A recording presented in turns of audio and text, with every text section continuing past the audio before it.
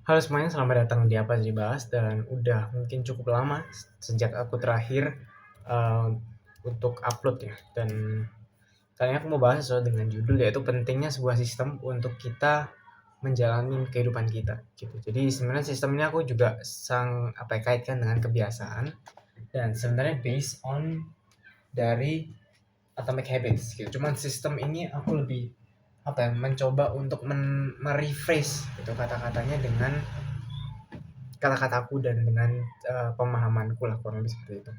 Jadi alasan juga kenapa menurutku ini penting gitu, karena ketika kita gagal menjalani sistem, kita gagal ataupun tidak bisa membangun sistem yang baik untuk kehidupan kita, ya itu bisa menyebabkan istilahnya kegagalan mungkin dalam hidup gitu ya. Aku sendiri masih trial and error dengan sistem yang aku saat ini jalanin gitu. Dan ketika kita bahas pentingnya sebuah sistem itu bagaikan SOP. Jadi kalau kalian kerja di suatu tempat, itu kan mereka pasti punya standar operasionalnya gitu ya. Dan ketika kalian tidak menjalani SOP itu, ya akan sangat sulit kalian untuk bisa kerja, bahkan mungkin nggak akan bisa kerja gitu ketika mereka udah bangun SOP dan segala macam, kalian tidak ikutin, malah bisa bikin rugi tempat kalian kerja. Kurang lebih seperti itu. Dan sama dengan kehidupan kita, kita juga perlu sistem untuk kita menjalani kehidupan kita. Jadi kita perlu SOP ketika kita jalanin kehidupan. Dan eh, dalam arti sistem ini ya gimana cara kita kayak menghadapin hari gitu. Contoh yang aku bisa kasih ke kalian yaitu ketika bangun pagi, misalkan aku sendiri secara pribadi mengurangin penggunaan handphone ketika baru bangun. Jadi ketika aku bangun itu aku buka handphone untuk nge-unlock. Jadi karena handphone gini cukup lemot ternyata, kalau eh, habis dibuka, habisnya kan mati kan siap sebelum tidur, dan nyala otomatis jam 6 pagi gitu. Jadi aku udah bikin schedule ketika jam 6 pagi dia nyala otomatis, dan ketika dia nyala itu aku perlu buka pinnya dulu untuk dia bisa ngeload gitu. Perlu kayak, iya, kalau kita bangun kan nggak bisa langsung kerja gitu kan, kita perlu ngeload, entah kayak diem dulu dan segala macam. Handphoneku juga sama, nggak tahu kalau handphone merek lain gitu ya. Nah, dan jadi aku udah nyalain, aku tinggal mungkin sekitar setengah jam, 40 menit, aku entah untuk ke kamar mandi, karena aku biasanya pagi itu buka dengan saat teduh, jadi kurang lebih seperti itu ya. Dan kalian juga bisa, sangat disarankan dari pakar kesehatan juga, ketika bangun pagi kalian bisa minum air, entah, karena aku di rumah ada botol air gini ya, jadi tadi pagi penuh, cuma tinggal segini. Dan aku sangat menyarankan kalian juga at least punya stok air gitu di rumah yang mudah dijangkau gitu, karena kayak di aku ada galon, jadi kan harus ngisi ke galon gitu ya. Dan aku sebenarnya pakai botol yang 700 mili, seliter itu kurang buat sehari, itu seliter tuh bisa ngisi hampir 3 kali. Dan kalau ini sekali ngisi penuh ini sebenarnya udah cukup gitu ya, mungkin ya sehari mungkin 2 kali, tapi habisnya cuman nggak sampai sebotol habis gitu, jadi mungkin satu botol seperempat sepertiga gitu. Dan tujuannya apa? Untuk ya kita mempermudah akses gitu. Jadi kalau di Atomic Habits, belum aku bahas sih, itu dia ada salah satu cara untuk membangun kebiasaan adalah dengan mengurangi gesekan, mengurangi friction, mengurangi apa ya istilahnya, hambatan ketika kita mau melakukan itu. Jadi ketika mau membiasakan diri untuk pagi minum air, ya sebelum tidur kalian siapin airnya. Jadi nanti aku sebelum tidur, ini aku penuhin botolnya untuk aku bisa taruh di meja, ketika aku bangun udah siap diminum kayak gitu. Jadi pernah kadang aku lupa ngisi gitu, jadi bangun tuh kayak malas minum, tapi tetap karena haus jadi aku tetap bakal ngisi ke galon. Itu salah satu sistem yang bisa kalian terapkan, ataupun kebiasaan yang bisa kalian terapkan dalam kehidupan kalian gitu. Kemudian juga ketika menjadwalkan hari gitu, jarang banget orang itu di era sekarang ya yang penuh dengan distraksi, beda dengan era sebelum tahun 2000 mungkin ya. Penjadwalan di kalender sekarang itu benar-benar penting banget teman-teman, karena dengan munculnya banyak sekali informasi yang bertambah, akses yang sangat mudah juga ke informasi-informasi itu, dengan kemajuan teknologi sekarang, distraksi yang ada itu banyak. Maksudnya dalam arti kayak ketika kalian punya medsos gitu ya. Medsos tuh sekarang kan dulu cuma Facebook. Awal-awal muncul tuh ada namanya Napster kalau nggak salah. Ya kan, Napster tuh tahun sebelumnya Facebook gitu, penciptanya aku lupa siapa. Dan selain itu kan muncul terus Facebook, terus muncul Twitter, terus muncul lagi Instagram, muncul lagi sempet Vine itu kan untuk video-video shorts gitu kan. Jadi sebelum ada TikTok merajalela itu ada Vine gitu kan.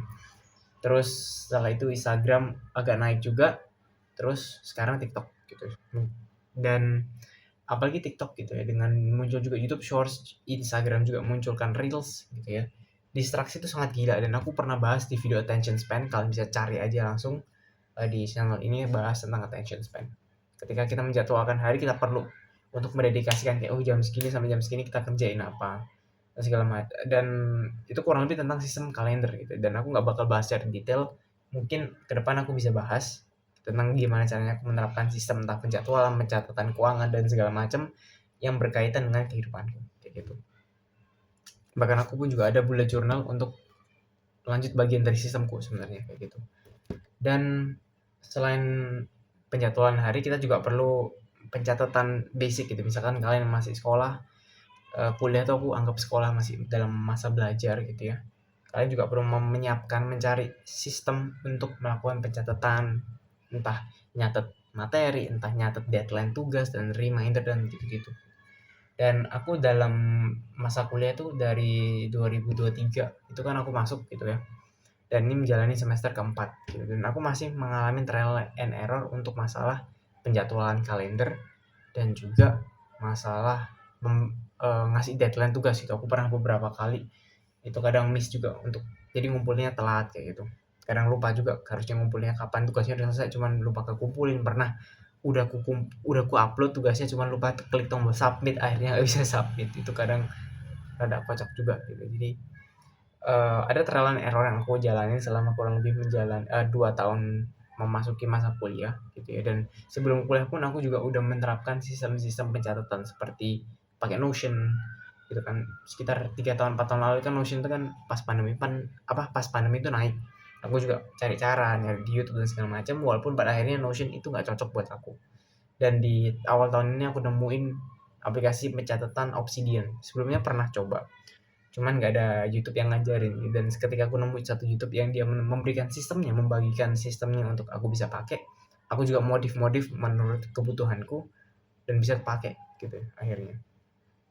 Apalagi sistem pencatatanku tuh bukan tipikal yang estetik banget, yang penting keisi, ngeditnya gampang gitu. Jadi kenapa juga aku nggak menerapkan sistem pencatatan pakai buku atau gitu-gitu, karena kalau aku mau hapus tuh kadang repot juga gitu. Ketika udah di bold tapi ternyata salah tuh kadang repot juga. Walaupun aku tipikal orang yang suka banget untuk nulis di buku, cuman untuk pencatatan materi kayak gini untuk belajar itu lebih prefer untuk ngetik, entah di laptop entah di handphone. Jadi aplikasinya terintegrasi gitulah, enaknya di situ. Terus juga perlu sistem mengatur duit juga, itu perlu tentunya. Bahkan di sini aku lagi ngeliat laptop yang apa yang mau aku bahas di video ini tuh aku udah tulis gitu ya, apa aja gitu, termasuk yang barusan aku bahas sebelumnya. Nah, jadi intinya kayak, oh ya juga sistem pencatatan belajar itu nggak cuma untuk yang kuliah atau sekolah, tapi entah kalian yang udah kerja pun yang nonton ini, yang udah tidak menjalanin kehidupan masa belajar kuliah, tapi tetap kan nggak menutup kemungkinan tetap bisa belajar. Entah lewat YouTube, sekarang kan banyak.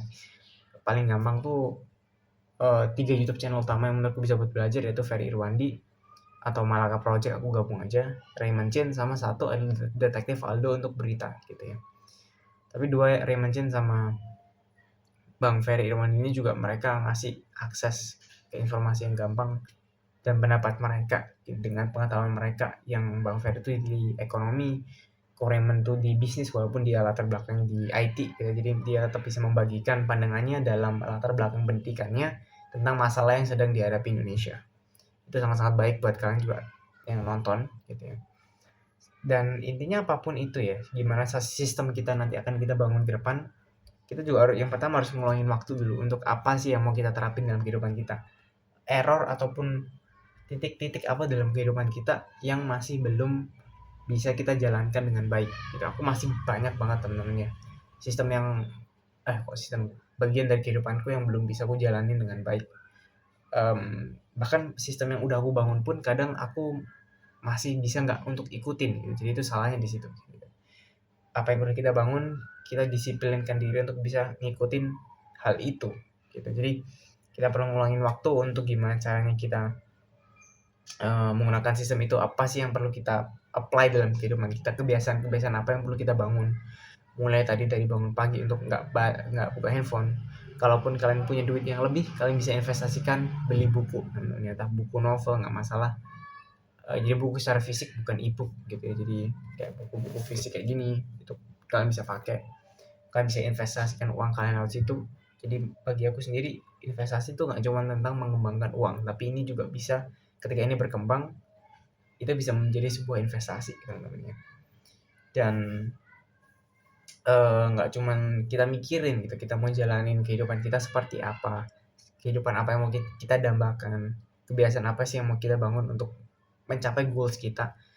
Tapi kita harus coba. Ketika kita udah mikirin, oh aku mau coba ini, aku mau gini gini gini, ya kalian coba dulu. Pasti akan ada error, pasti akan ada sebuah masalah hambatan yang terjadi, dan ya udah itu namanya trial kan. Trial and error. Jadi ketika kalian mencoba sesuatu ada error, ya coba lagi. Cycle-nya cuma 2 itu doang. Dan nggak menutup kemungkinan juga aplikasi pencatatan Obsidian yang aku lagi pakai bisa aja aku ganti ke depannya, ataupun masih tetap, cuman akan ada update ataupun pengurangan dan segala macam untuk bisa menyesuaikan keinginanku kayak gitu teman-teman ya. Dan kita harus coba lah intinya. Satu hal yang orang-orang kadang lupa untuk lakuin ketika mereka menghadapi sesuatu, mereka coba hal baru dan mereka merasa gagal untuk itu, mereka kadang nggak mau coba lagi. Padahal itu kan ketika kita mengalami sebuah kegagalan dalam sesuatu hal yang kita lakukan, ya berarti kita harus cari cara lain, kita harus cari jalan lain untuk ya bisa mencapai sesuatu yang kita inginkan. Sama kayak ketika kalian mau pergi ke suatu tempat gitu ya, pasti suatu saat bisa aja tiba-tiba jalannya ada yang ditutup. Jadi kalian harus cari jalan lain untuk muter. Kalian bisa buka maps, ataupun kalau kalian kenal dengan medannya ya kalian bisa tinggal puter, kalian cari jalan lain. Tapi kalau tempat yang baru ya kalian bisa tanya orang, kalian bisa buka maps sebagai pemandu untuk bisa cari gimana sih ke jalan situ. Dan ketika butuh panduan itu kalian bisa entah cari ke senior kalian bisa juga cari buku-buku yang semoga bisa membantu dengan masalah kalian kayak gitu. Dan salah satu buku yang aku sarankan untuk kalian baca, walaupun aku sendiri belum selesai untuk baca, adalah Mindset namanya.